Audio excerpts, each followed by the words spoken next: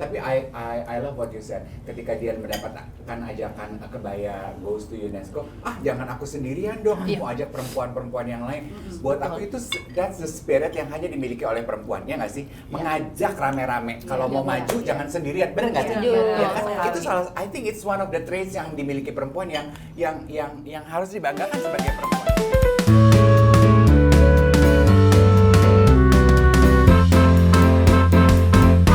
Brunch with Dave kali ini hadir dari The Acre. Kita sudah menyiapkan sobat kebaya kita. Ada Dian, Rania. Tuh, kita ngariuh dengan menu-menu tuh. Aduh, menunya heboh sekali dari The Acre. Langsung yuk oper dari ini kobokannya nggak datang ya kobokan. Ini kita acara makan-makan kan, bukan ngobrol kan? Karena tadi kan ini sobat kebaya habis foto, ya kan? Terus kita pinjam waktunya pengen ngobrol juga dong. Ini pakai sendok banget.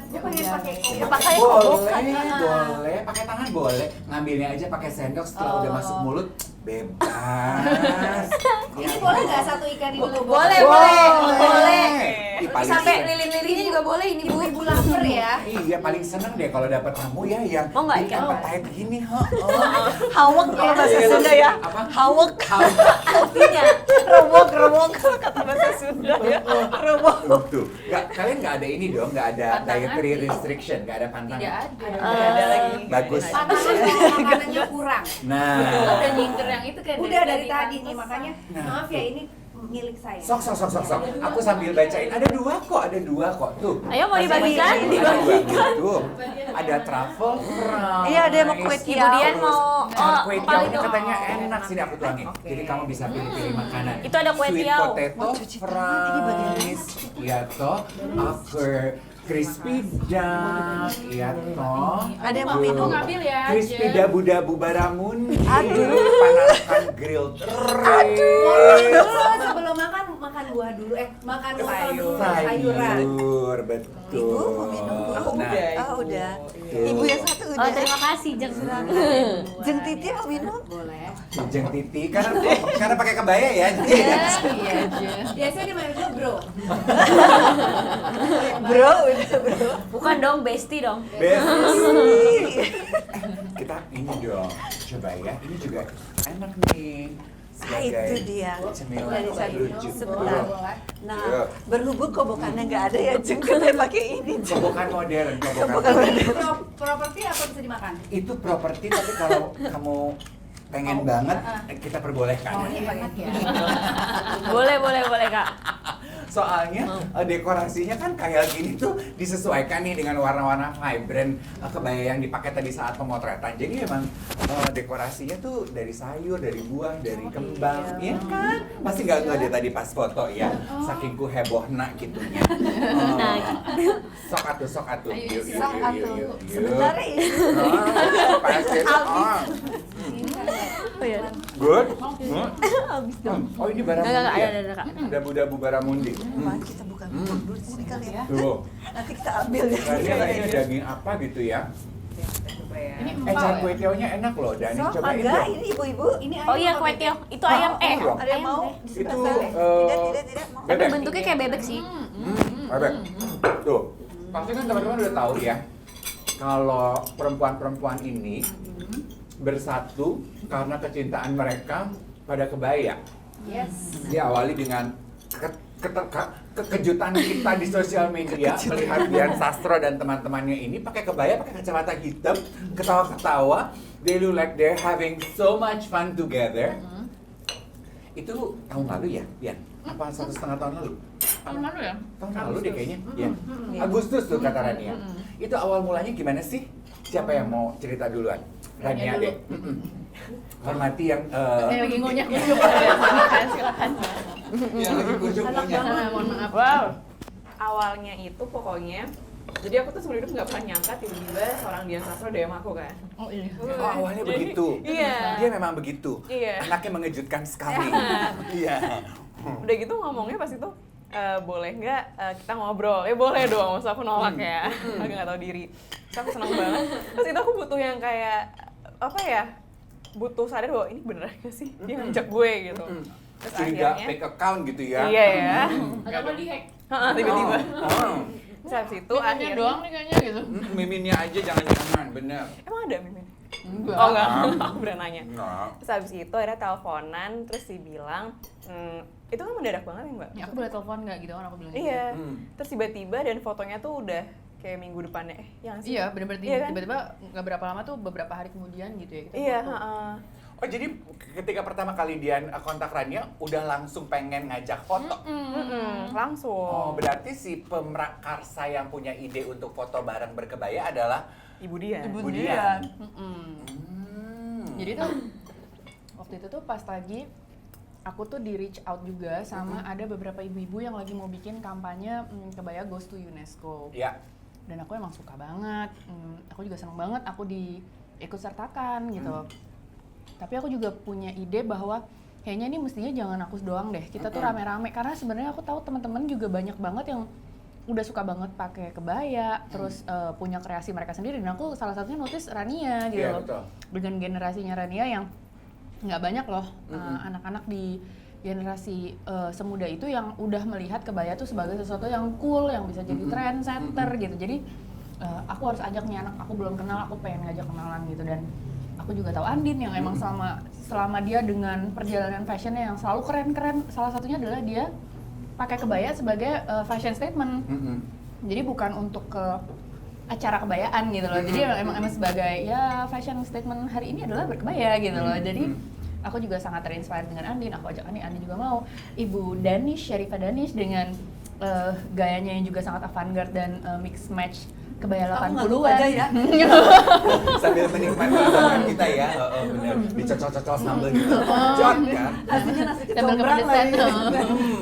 Dia juga selalu tiba-tiba dengan dia kan juga postingannya juga lucu-lucu banget sama-sama aktor, tapi dia sama keluarganya tuh tiba-tiba bisa pakai baju vintage. Dan yang aku suka banget Danish tuh yang unik banget adalah dengan kebaya vintage punya ibunya, punya keluarganya tuh bisa di mix match pakai gaya-gaya pakai boots gitu. Jadi gila kok keren banget ya gitu. Makasih loh. Nah, ibu Titi di sini yang juga selalu dia sebagai seorang ibu muda yang tetap berkarya sebagai seorang musisi dan juga aktor yang selama ini juga dengan aktivitasnya tuh tiba-tiba pakai kebaya ya kan, dan dia memang sering gitu loh. Dan aku pengen kasih shout out dan notice yuk barengan mau nggak, soalnya kita juga kayaknya kebaya aficionado yang perlu bareng-bareng nih gitu loh. Dan terakhir aku ketemu Tisa di syuting Gadis Kretek ya tahun lalu, dan di situ juga ternyata dia juga little that I know ternyata dia juga suka gitu loh pakai kebaya gitu. Jadi oh bareng nggak Tis? Ayo kita perlu nih gitu. Kita perlu lebih banyak lagi nih ngajakin orang-orang untuk kebaya. Dan banyak banget juga sebenarnya yang masih pengen aku ajakin, kayak misalnya Happy Salma yang emang udah dalam kehidupan dan aktivitasnya udah kebaya menjadi bagian dari Sehari-hari aktivitas budaya dan ya dia Kesehariannya kesehariannya gitu ya. di Bali gitu. Ya, tapi I love what you said. Ketika dia mendapatkan ajakan kebaya Goes to UNESCO, jangan aku sendirian dong, Iya. mau ajak perempuan-perempuan yang lain. Buat aku itu that's the spirit yang hanya dimiliki oleh perempuan, ya nggak sih? Mengajak rame-rame. Kalau mau maju jangan sendirian, bener nggak sih? Setuju. Ya kan? Sekali. Itu I think it's one of the traits yang dimiliki perempuan yang harus dibanggakan Gini sebagai aja nih perempuan. bagi-bagi Ngambil. tukang share. Tuh. Gak masalah gitu. Sesister Ngambil makanan orang ya. kita rebutan sambal dabu-dabu yang Iya, nggak apa-apa. Iya, mau disuapin juga nggak apa-apa sebenarnya. boleh banget loh, Bentar silakan aja loh ya. sis. Jadi budaya ngariung tuh udah perempuan penting ya gitu. Iya.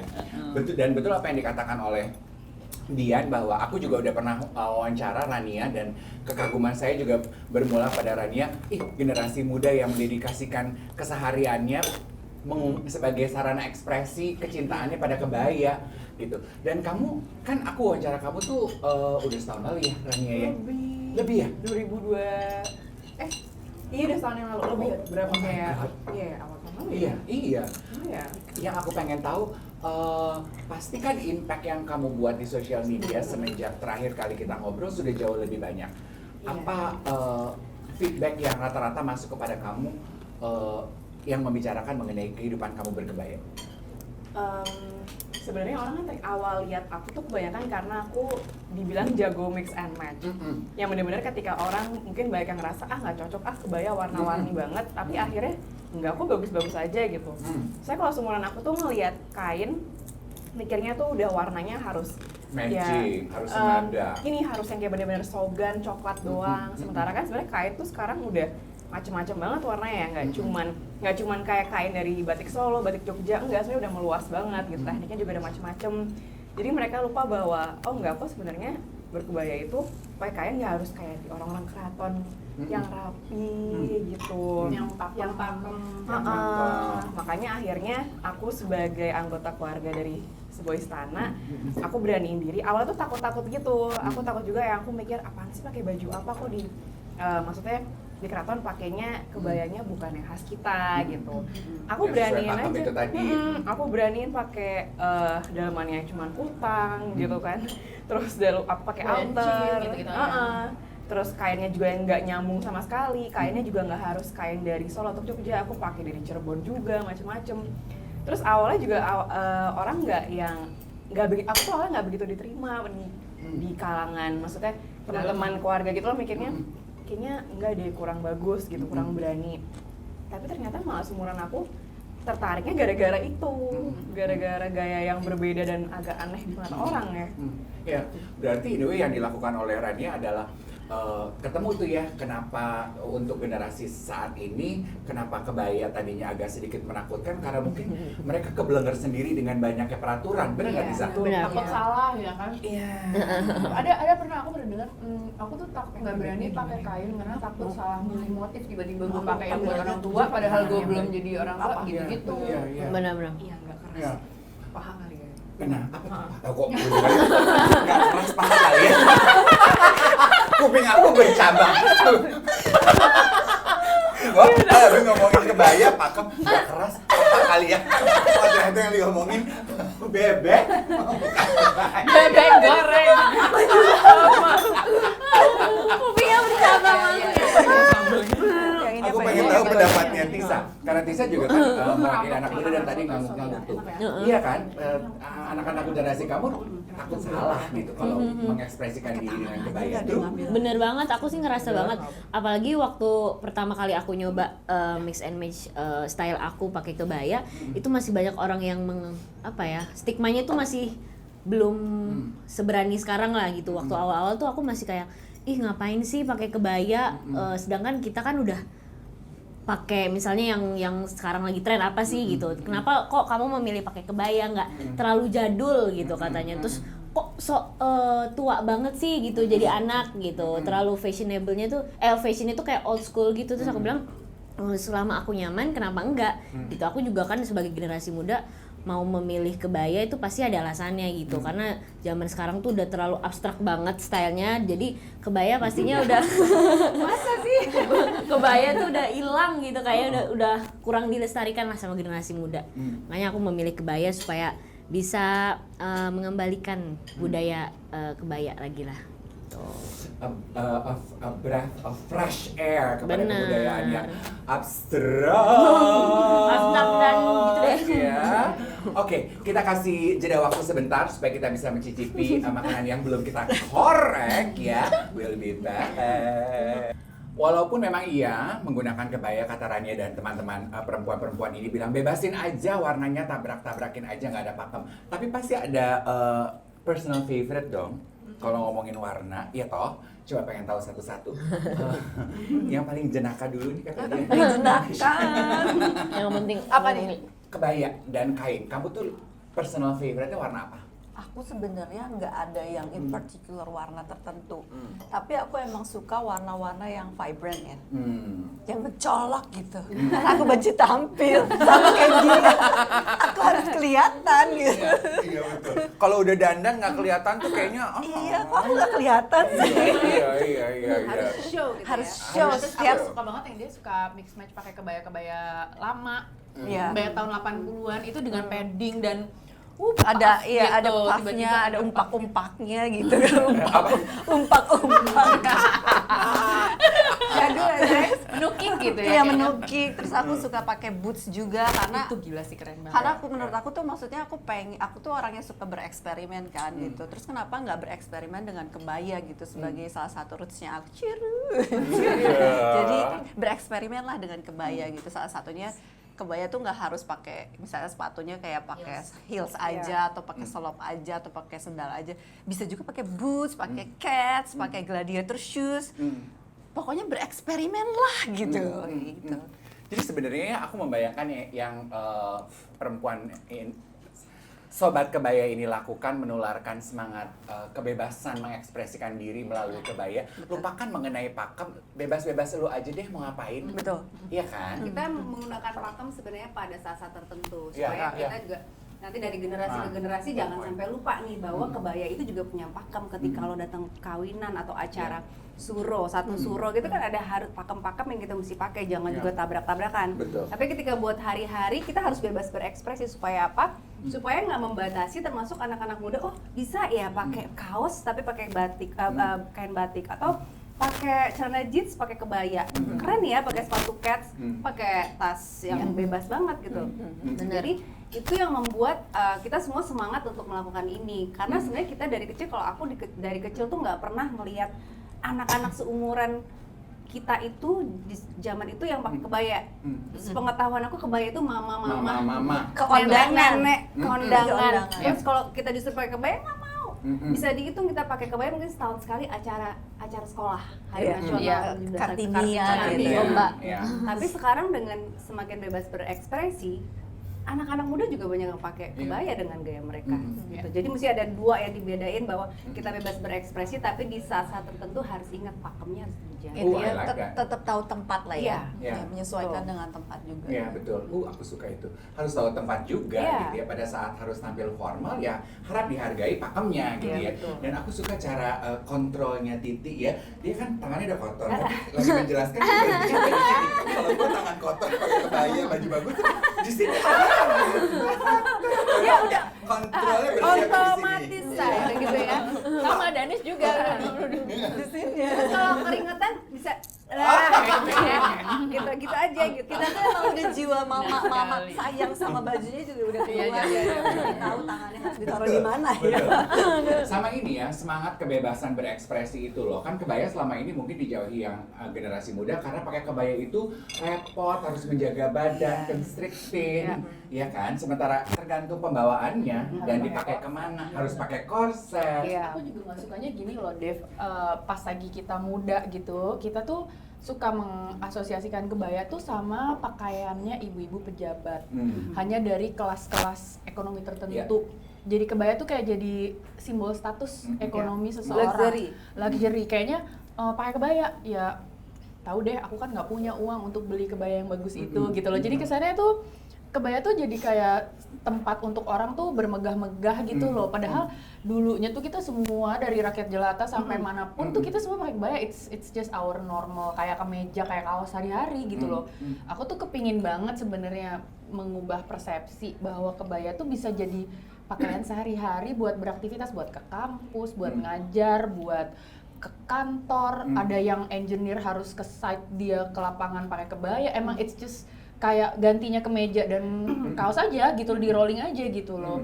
Jadi kebaya tuh nggak harus mewah, nggak harus payet, nggak harus berjuta-juta, nggak harus designer collection gitu loh. Makanya aku juga mau challenge diri aku, gue bisa ngerasa nyaman nggak ya pakai kebaya yang bener-bener murah tapi bisa gue mix match sama something casual gitu sih. Iya betul. Apalagi kan sekarang bahannya juga udah opsinya tuh udah banyak yang bisa dipakai untuk hari-hari gitu, nggak yang panas gitu.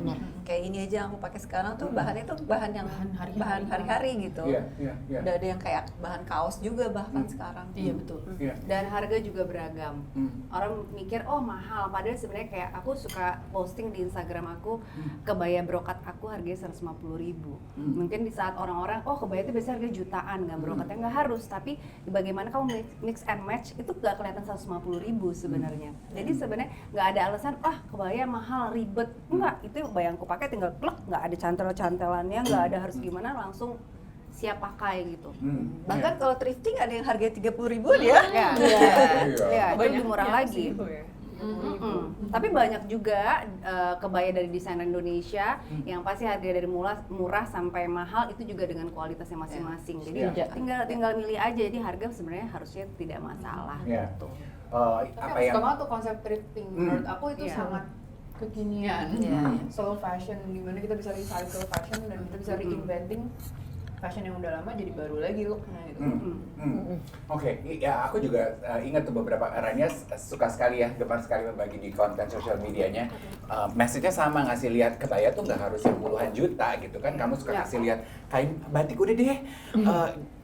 Just stop with the konsep batik harus tulis, harus mahal, harus ini. Kamu suka kasih lihat kan, beli di pasar. Aku nggak tahu dia tulis apa di gambar. Pokoknya bagus, I like it, I buy it, I wear it, ya kan? Iya.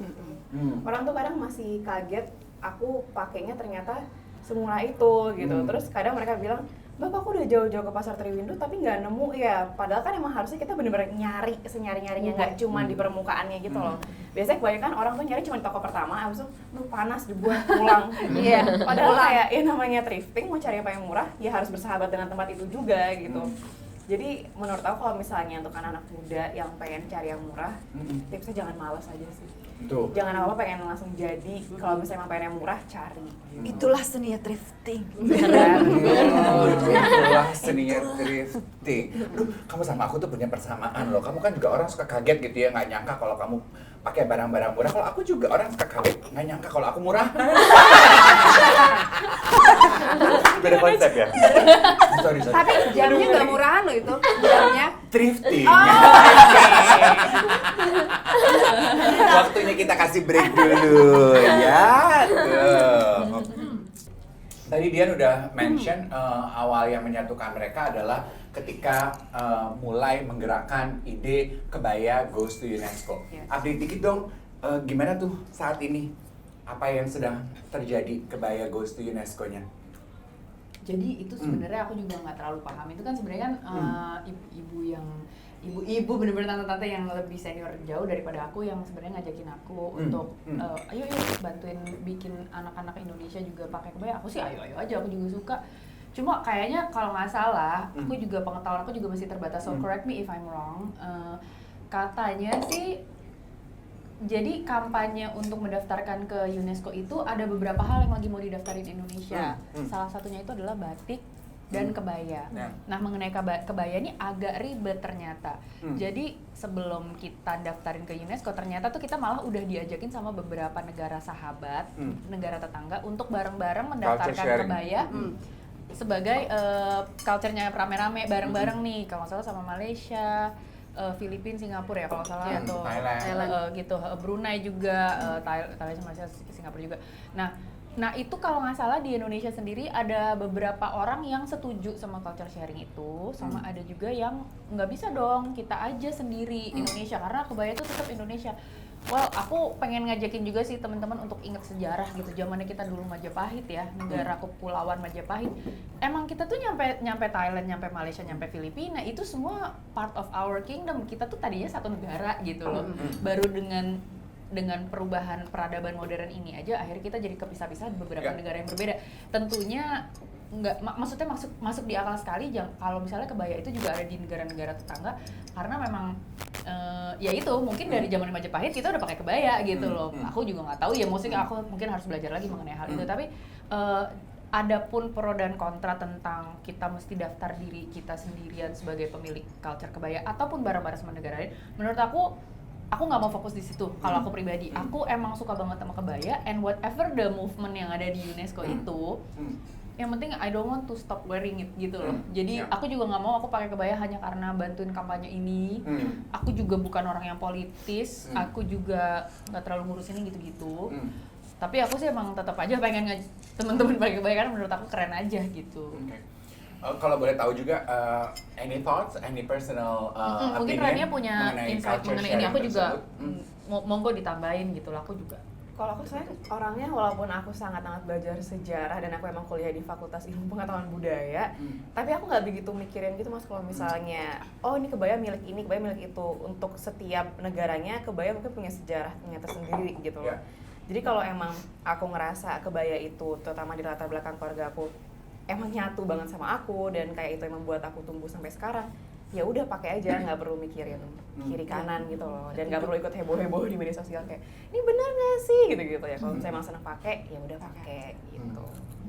Ya, action speaks louder than words gitu. Soalnya aku ngeliatnya gini loh, apapun pendaftaran atau ada pendaftaran kayak enggak kayak ada politik ini kayak itu kayak emang kebaya itu udah bagian dari hidup kita kan gitu. Sama sih kayak Rania gitu loh, kita kenapa nggak kita celebrate aja gitu loh, despite mau orang bilang itu kalian punya siapa, kalau misalnya kita emang pakai itu udah jadi bagian dari diri kita aja gitu.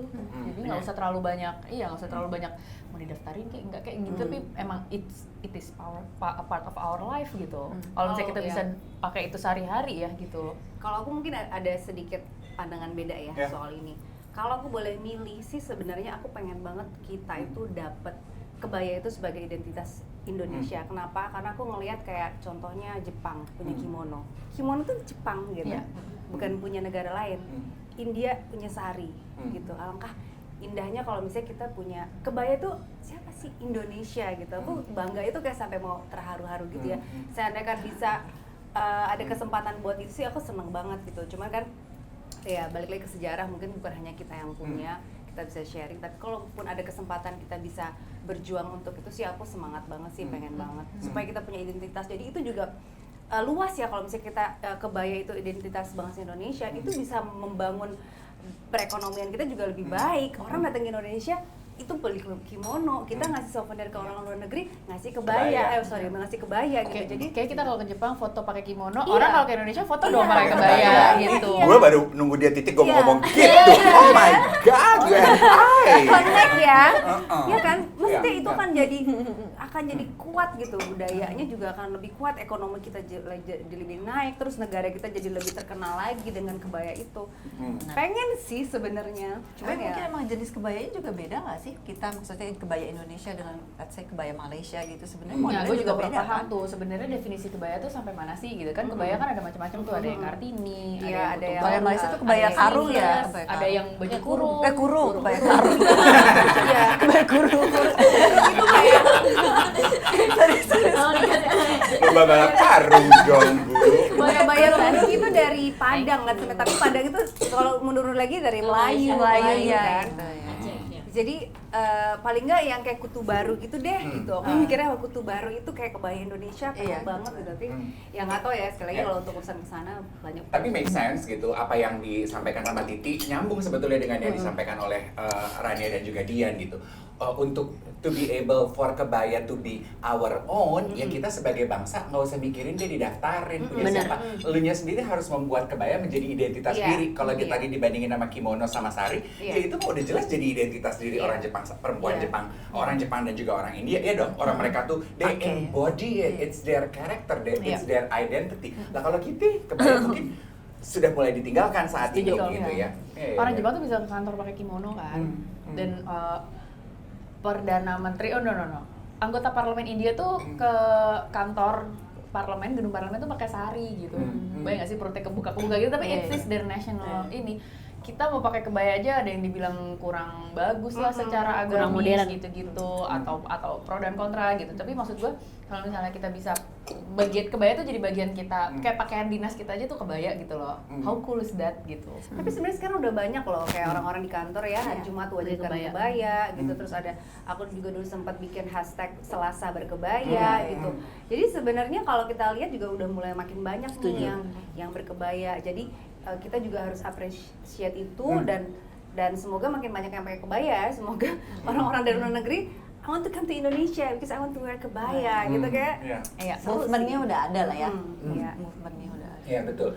Berarti it's going towards the direction yang memang baik gitu ya, apa yang dilakukan oleh teman-teman sekarang ini terutama di sosial media ya, karena paling gampang sebetulnya sekarang menularkan sesuatu ya melalui sosial media gitu kan. Oke, penutup kalau gitu aku pengen tahu pesan apa yang teman-teman ingin sampaikan terakhir kepada perempuan di luar sana yang suka appreciate lihat kalian pakai kebaya tapi masih ragu-ragu, iya nggak ya, mulainya gimana ya, aduh takut deh ya, kayak dulu nih mau pakai batik, takut ya disangkain Pak Lurah ke kantor. Iya kan, kayak gitu ya. Atau gue kayak sebel kalau dulu pakai batik karena penghulunya udah dateng. Iya benar. Iya kan. Nah, coba Tisa deh, pengen tahu apa yang ingin kamu sampaikan kepada perempuan yang masih ragu-ragu di luar sana? Yang penting nyaman aja dulu sih Kak. Maksudnya jangan karena dia ikut-ikutan pakai kebaya tapi dirinya tuh emang penuh keterpaksaan lah gitu. Jadi yang penting nyaman dulu pakai kebaya dan jangan takut lah sama omongan orang di luar sana kalau misalnya dibilang pakai kebaya itu old fashion atau gak modern atau ketinggalan zaman gitu. Karena yang paling penting kan hidup buat diri kalian bukan buat orang lain. Keren sekali. Powerful. Aduh Jeng, thank you ya, udah ngariung mencicipi hidangan hari ini. Udah foto buat bahasa. Aduh thank you. Buat yang nonton terima kasih. Kita ketemu di episode berikutnya. Kurt, thank you so much. Thank you.